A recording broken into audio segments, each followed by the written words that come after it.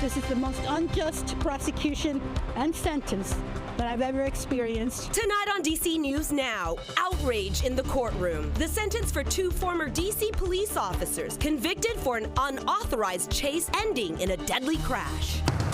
And DC Councilman Tryon White staying on the November ballot. I say he has a bigger fish to fry. Ward 8 voters sound off, saying they deserve better as White fights federal bribery charges. Hi, everyone. Heading into your Friday with more sunshine and temperatures in the 80s. Let's talk about it coming up. A possible change to a popular street in Old Town Alexandria has businesses excited. It's going to do nothing but benefit the businesses. I hope they find a balance between finding the right space for us to park, because we do have to make a living. Plans to expand the pedestrian-only stretch of King Street. We're taking a look at the impacts. You're watching the station covering all of the DMV. This is DC News Now. Good evening. Thank you for joining us tonight for DC News Now at 10 on DCW 50. I'm Chris Flanagan. And I'm Susan Tran. Two former DC police officers sentenced today for their part in a deadly moped crash and subsequent cover-up. Yeah, DC News Now's Daniel Hamburg live outside federal court for us. And Daniel, you were inside as the judge handed down the sentences. This is really a complicated case. Oh, Chris and Susan, this all stems from a 2020 moped chase that ended in the death of 20-year-old Karan Hilton Brown. Now, the two officers involved in this were Officer Terrence Sutton and Lieutenant Andrew Zabarski, who both were sentenced or were charged rather in 2022 for conspiracy to for obstruction of justice and obstruction of justice. Sutton also was convicted of second-degree murder. Now, they both will spend time today being sentenced. Sutton to 5.5 years behind bars, and Zabinski to 4 years behind bars. He gets to go home. I'm just, at this moment, it's called white privilege. Emotions high outside of federal court from the mother of Karan Hilton Brown after the two officers involved in his death are walking free pending an appeal. Hilton Brown was killed during a chase in 2020 after officers spotted him driving a moped on a sidewalk. Officer Terrence Sutton followed him for 10 blocks through the Brightwood Park neighborhood and into an alley. When Hilton Brown turned out of the alleyway, he was hit by another car and died from those injuries 2 days later. A jury found Sutton had conscious disregard for an extreme risk of death or serious bodily injury, and that he and Zabowski conspired to hide what happened. Sutton's attorney was fuming after sentencing. This is the most unjust prosecution and sentence that I've ever experienced, and I have always respected this judge, but I'm deeply disappointed. Mixed emotions after 3 days of a sentencing hearing. Amala Jones-Bay says Hilton Brown was the father of her daughter. I'm just happy that Judge Friedman had an unbiased opinion throughout the whole trial. She says that no amount of time will change anything, but Karen Hilton scolded the judge for his final decision. How can you not put value on my child's life? He sat there, he scolded them, he knew they were wrong. You're convicted of murder. If this was reversed, if this was a black man, he'd have been locked up. Now, the defendants in the case who were just sentenced, they do have 14 days to file an appeal. Their attorneys say they will be doing that. In the meantime, the judge said that they were not a flight risk, so they are allowed to go home while that appeal process takes place. We're live in Northwest. Daniel Hamburg, DC News Now. All right, meanwhile, a Maryland man pleading guilty today to stealing a tow truck and leading police on a wild 30-mile chase. Flavely Lanuza stole this yellow Maryland DOT highway truck back in February. He then led police on a chase through Prince George's and Montgomery counties, striking 2 police cruisers and 11 vehicles. He'll be sentenced in Montgomery County in December. Lanuza also facing charges in Prince George's County. Well, developing tonight in the district, council member Tryon White pleads not guilty to 1 count of federal bribery. He's accused of accepting thousands of dollars in bribes. So his court appearance, though, it comes just hours before this very important deadline for the upcoming November election. DC News Now's Mariel Carbone has been following this case for us. Yeah, so Mariel, the big question tonight is whether or not he'll stay in the District 8 race. Yeah, Chris and Susan, I mean, the answer tonight is yes, he will stay in this race. The deadline to withdraw his name from the ballot passed at 5 o'clock this evening with no request from the council member. And while some are celebrating the decision, others say that the ward deserves better.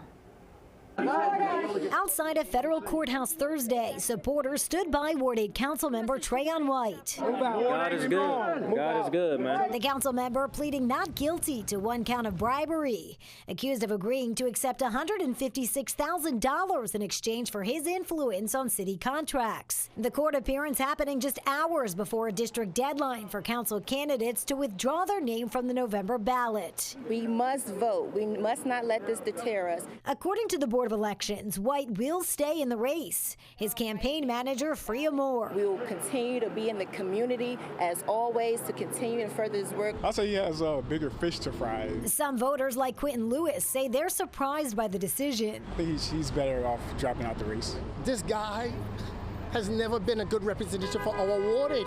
Others, like longtime Ward 8 resident Earl Rodriguez, say voters deserve better. I know you're innocent until proven guilty, but the reality is, and get out of the way, you're about to get locked up. Currently, 4 write-in candidates are vying for White's seat, plus Republican candidate Nate Derenge and White himself. In a statement, Ward 8 Democrats, who endorsed White earlier this year, said the organization is focused on encouraging participation in the election. Writing, we urge all Ward 8 Democratic voters to make informed decisions on what's at stake in this election. And so at this point, no trial date is set in White's next court date. It is after that November election.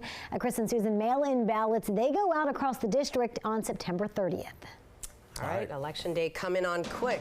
Certainly is. Mariel Carbone, live in studio. Mariel, thanks. All right, let's get a check on the forecast. We had a beautiful night, and we're looking at a fabulous Friday. Right. We have our chief meteorologist, Janessa Webb, here. And Janessa, for 2 weeks now, it feels like we have been saying gorgeous, stunning, fantastic, amazing, because it's been so nice. Yeah, we're going to not have much changing with this forecast. We've gone 4 consecutive days with dry conditions across the region. We'll go 5 days going into your Friday with still no precip in the near future. We're expecting Tuesday of next week some minor changes, but you should take this in. This is our last weekend of the summer season. Can you believe that? It's going to be a good one, too. We're going to go out strong. Temperatures right now, 74 for our nation's capital. The farther west you go, upper 50s to 60s. It's pretty mild for Kaiser Cumberland for tonight. 74 for Lexington Park. And then you have a huge divide into Calvert County into the lower 60s. Now, dew points, they're going to try to spike up just a little bit for your Friday. And so that could lead to some enhancement of fog tomorrow morning. So take your time. It will dissipate around that 9-10 o'clock hour. The only storm system that we're watching, which once was a hurricane, Francine, now post-tropical, is bringing clouds to our south. And so that will allow us to see increasing clouds tomorrow morning and throughout your day. So temperatures at the bus stop, we're off to a pretty good start into the 60s, sun and cloud mix. A good looking weekend forecast in store across all of the DMV. I have all the details coming up.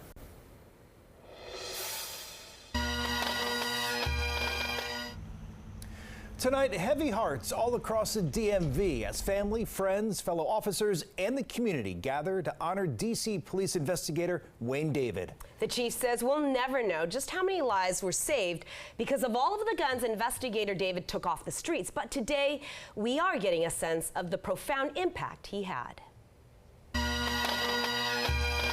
In the sea of blue, Wayne was a silly guy with a goofy smile and a contagious laugh. On this warm September day, you were a friend to Mary and brought light to everyone in your life. A family joined by the hundreds for the homegoing service for DC police investigator Wayne David. They got to feel the immense impact of one man. This good man continued to serve our communities in the District of Columbia. The 25-year veteran of the force died on August 28th while trying to retrieve a gun from a crime scene.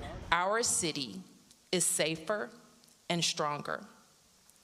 We can't measure the people who are still alive because of the guns that Wayne got off the street. But he was more than just an officer.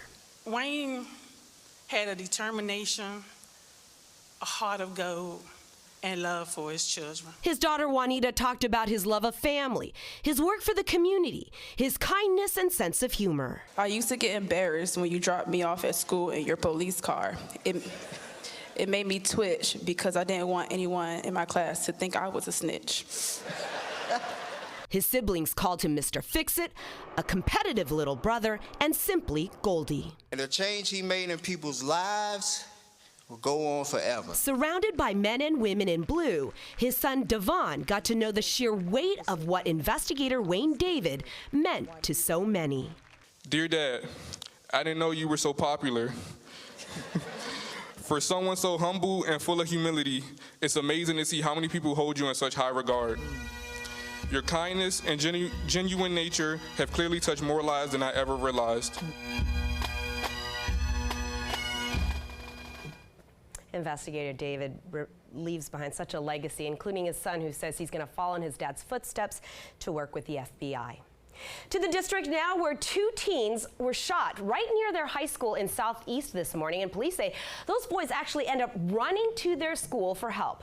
It happened near the KIPP DC Highlands campus there on 8th Street, and the school was put on a secure status as a precaution.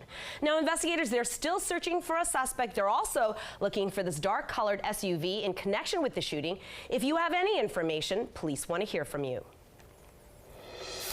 All new tonight in Virginia, Alexandria is considering a big change to King Street here at the popular Old Town dining and shopping area. DC News Now's Max Marcilla breaks down the proposal and what it can mean for shoppers and drivers. All of these tables for outdoor dining and this street for walking have basically become a staple of King Street here in Old Town Alexandria over the last few years, as the city has said no to cars, yes to pedestrians. Well, it's thinking about saying that again as they look toward making this part of King Street a pedestrian-only zone as well. And that has some people, especially businesses, excited, but there are some concerns. I'm a pedestrian and a commuter in the area. I work here. I hope they find a balance between finding the right space for us to park, because we do have to make a living. Right now, there's a rhythm to the Old Town experience, and it's Mayor Justin Wilson looking to expand that vibe. There are certainly some real opportunities there in the 200 block. Currently, the 200 block of King Street is lined with cars, many people picking up food or items or coming to work. Making sure there is enough parking, accessible parking, is certainly on some minds, but otherwise there's a lot of excitement about the possibility of shutting down this block to cars.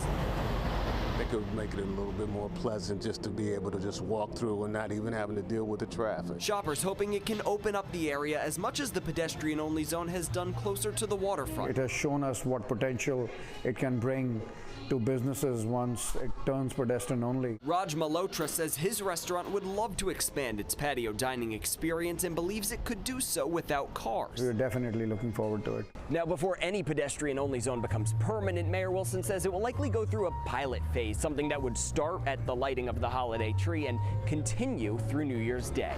Reporting in Old Town, Max Marcilla, DC News Now.